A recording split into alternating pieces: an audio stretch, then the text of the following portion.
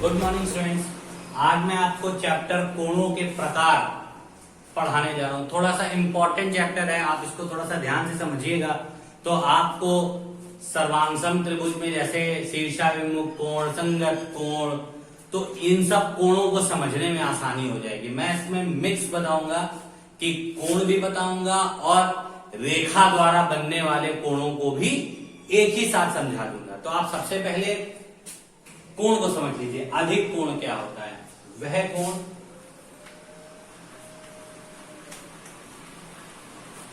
जिसका मान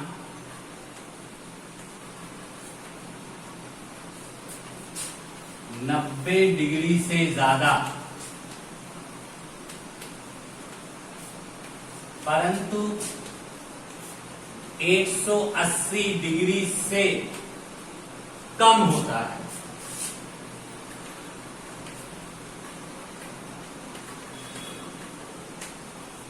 अधिक कोण कहलाता है।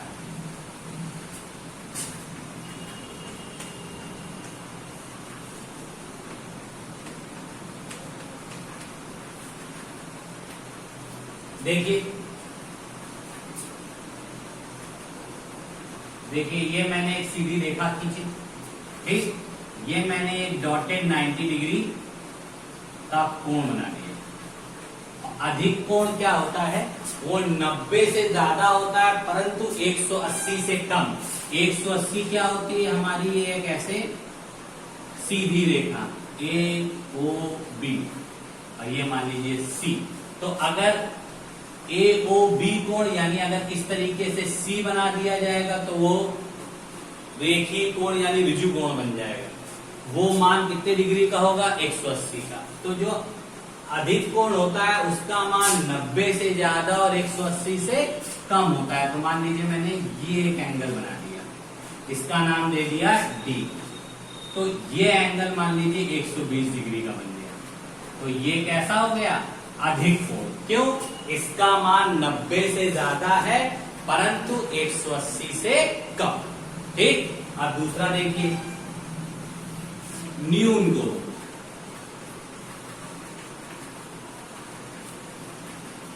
न्यून कोण क्या होता है? वह कोण जिसका मान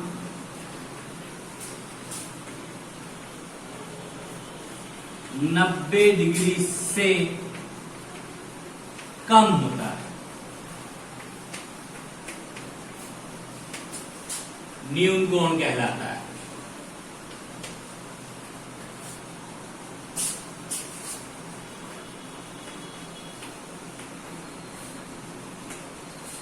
फिर से वही चीज देखिए, ये मैंने ए ओ बी, ये मैंने 90 डिग्री कोण बनाया। अब न्यून कोण का मान क्या होता है? 90 से कम। तो मैंने 90 से कम एक ये रेखा ड्रॉ कर, ठीक। तो ए कोण मान लीजिए 45 डिग्री है। तो ये कोण कितने? ये कौन सा कोण हो गया? न्यून कोण, ठीक है। 90 डिग्री से जितने कम बनते हैं 80, 70, 75, 60, 65, 40, 45, 30, 32, 15, 17, ये सब न्यून कोण होते हैं। मतलब ये कोण ऐसे होने चाहिए जो 90 डिग्री से कैसे हो? कम। 90 डिग्री से कम। तीसरा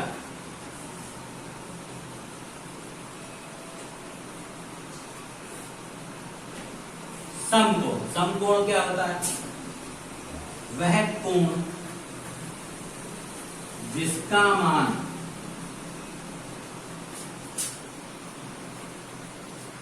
नब्बे डिग्री होता है, समकोण कहलाता है।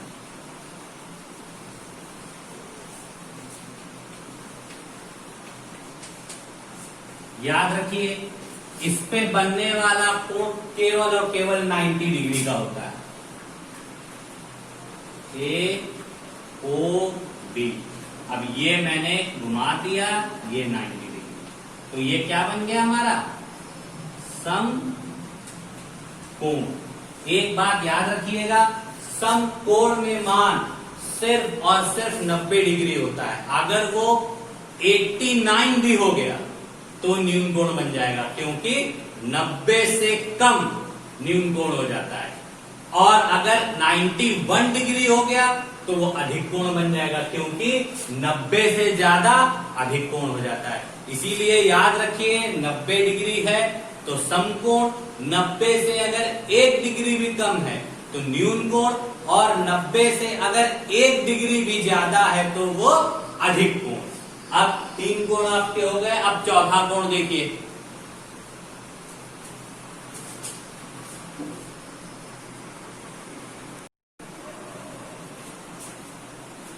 देखिए स्टूडेंट, अगला कोण हमारा है ऋजु कोण। इसको सरल रेखीय कोण यानी सरल रेखा द्वारा बनने वाले कोण के नाम से भी जानते हैं। देखिए ऋजु कोण में क्या होता है, वह कोण जिसका मान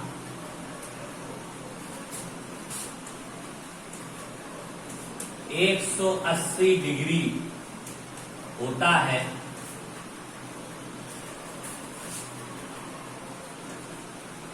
ऋजु कोण कहलाता है। देखिए सिंपल सा तरीका, एक सरल रेखा द्वारा बना कोण होता है, तो ये मान लीजिए ए, ये बी, बीच में मैंने ले दिया ओ, तो ये जो कोण बनता है ये 180 डिग्री। अब इस पे याद रखिए, अगर इससे एक भी अंश आपने कम कर दिया यानी 179 डिग्री कर दिया तो वो अधिक कोण बन जाएगा। क्यों? अधिक कोण वह कोण होता है जिसका मान 90 से ज्यादा और 180 से कम होता है। तो याद रखिए 180 से अगर आपने 1 डिग्री भी कम यानी 179 डिग्री लिख दिया तो वो ऋजु कोण न बन के अधिक कोण बन जाएगा। इस चीज को ध्यान रखिएगा, इसका मान केवल और केवल 180 डिग्री होता है। इसके बाद 5वां नंबर बृहद कोण।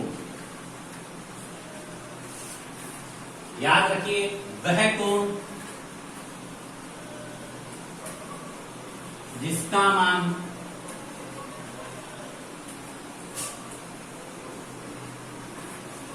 180 से अधिक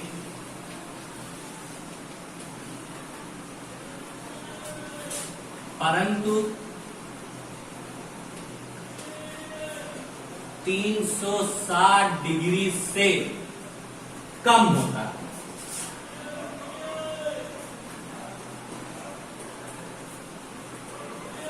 बृहद कोण कहलाता है।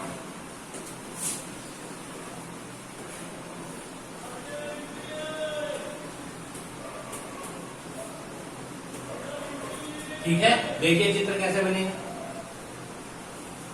ये एक सीधी रेखा खींच दी मैंने, ठीक। अब हमेशा आपको कोण ऊपर बनता दिखाई पड़ता होगा। अब की बात बृहद कोण है तो मान लीजिए ये कोण नीचे को बन गया। देखिए 180 डिग्री का कोण तो ये होता है मेरा टोटल। ये देखिए मैंने डॉटेड रेखा खींची, ठीक, नाम दे दे रहे हैं इसका ए ओ बी और ये देखिए सी।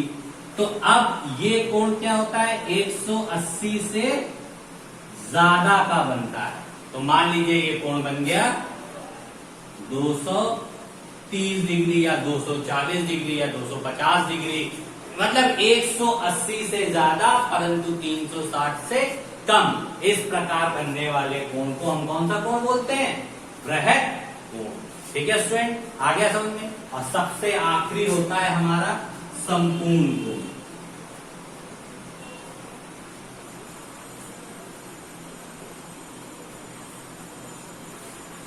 ठीक है, बृहद कोण आपको पता चल गया, 180 से अधिक होना चाहिए परंतु 360 से कम। अब 180 अधिक का मतलब यही है कि 181 हो गया तो भी बृहद कोण है, और 360 360 से कम का मतलब 359 हो गया तो भी वो वृहद कोण है। अब हम लोग संपूर्ण कोण की बात करते हैं, तो इसमें क्या लिख देंगे, वह कोण जिसका मान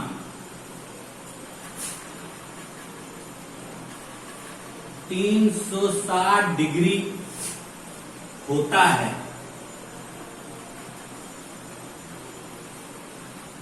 संपूर्ण कोण कहलाता है। कोण कहलाता है। देखिए इसका अगर मैं फिगर यहां आपको बना के दिखाऊं तो ये एक मैंने लाइन ड्रॉ की और ये मान लीजिए मेरा केंद्र है जिसको हमने O नाम दिया है, ये रेखा है।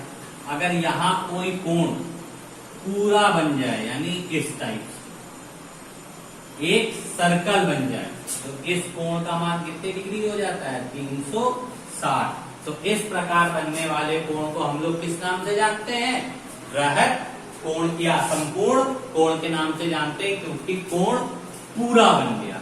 क्योंकि कोई चीज पूरी तब बन गई जब देखिए जो चीज यहां से चली और वापस ही अपनी जगह पे चली आई, तो ये कोण हमारा हो गया संपूर्ण कोण, जिसका मान कितना होता है, 360। याद रखिएगा, संपूर्ण कोण, ऋजु कोण, समकोण, ये तीन ऐसे कोण होते हैं जिनका मान एग्जैक्ट होता है।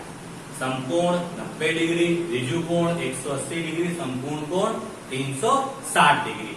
बाकी जो कोण होते हैं, न्यून कोण 90 से 1 डिग्री भी कम है तो सारे कोण न्यून कोण हो गए। अधिक कोण 90 से 1 डिग्री भी ज्यादा और 180 से 1 डिग्री भी कम है तो अधिक कोण हो गया। बृहद कोण 180 से 1 डिग्री भी ज्यादा और 360 से 1 डिग्री भी कम तो बृहद कोण हो गए। तो ये सारे कोण इस तरीके से बनते हैं। तो आप लोग आज कोणों के बारे में सब समझ लीजिए, अच्छी तरीके से इनके फिगर्स को तैयार कर लीजिए और बात को बार बार ध्यान रखिएगा। ऐसा कोई जरूरी नहीं है कि मैंने यहाँ पे 330 डिग्री लिख रखा है तो ही ये बृहद कोण है ना। याद रखिएगा, बृहद कोण वह कोण होता है जो 180 से ज्यादा होता है परंतु 360 से कम। 180 से ज्यादा का मतलब 1 डिग्री भी ज्यादा है तो बृहद है, और 360 से 1 डिग्री भी कम है तो भी वो बृहद है। इसके बीच में जितने कोण होंगे सब बृहद कोण कहलाएंगे। ठीक है, तो स्टूडेंट्स मैंने आज आपको कोणों के बारे में बता दिया है। टॉपिक लंबा हो जाता, अगर मैं रेखा द्वारा बनने वाले कोणों को भी बताता तो आप अभी इतना तैयार कर लीजिए। इसके बाद मैं आपको रेखा द्वारा बनने वाले कोणों को किस तरीके से समझा जाता है वो मैं आपको अपनी अगली वीडियो में समझाऊंगा। तब तक आप लोग इसको तैयार करिए और अच्छी तरीके से समझिए। Thank you and have a nice day.